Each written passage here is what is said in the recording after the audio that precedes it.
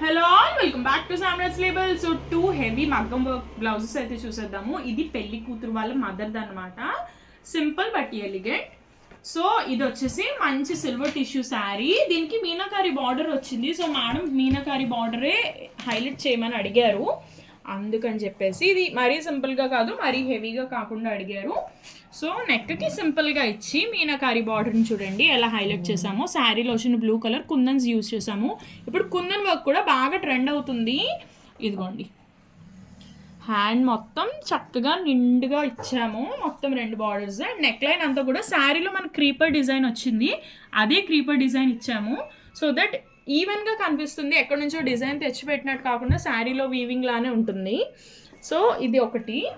ఇంకొకటి రిసెప్షన్ శారీ అన్నమాట మేడంది.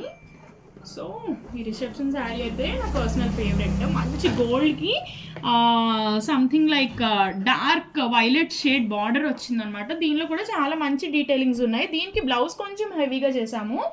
దీనికి ప్యూర్ పట్టు అండి, ప్యూర్ పట్టు తీసుకుని డై చేయించాం. బికాజ్ సేమ్ కలర్ పట్టు అయితే మాకైతే ఎక్కడ దొరకలేదు. దీనికి చూడండి మొత్తం అంతా కూడా జర్దోజీ వర్క్, మొత్తం కట్ వర్క్ ఇచ్చాము. బికాజ్ అన్ని బ్లౌజెస్ అన్నీ డిఫరెంట్గా ఉండాలని చెప్పేసి ఒక్కొక్కటి ఒక్కొక్క స్టైల్ చేసుకుంటూ వచ్చాము. అండ్ హ్యాండ్ అంతా కూడా హెవీగా ఇచ్చేసి కింద ఆల్రెడీ శారీలో బ్లౌజ్ వస్తుంది కదా, అందులో వచ్చిన చిన్న బార్డర్ తీసుకుని దానికి మొత్తం హ్యాండ్ నాట్స్ ఇచ్చాము. చూసారా ఎంత బాగా ఎంబోజ్ అవుతుందో.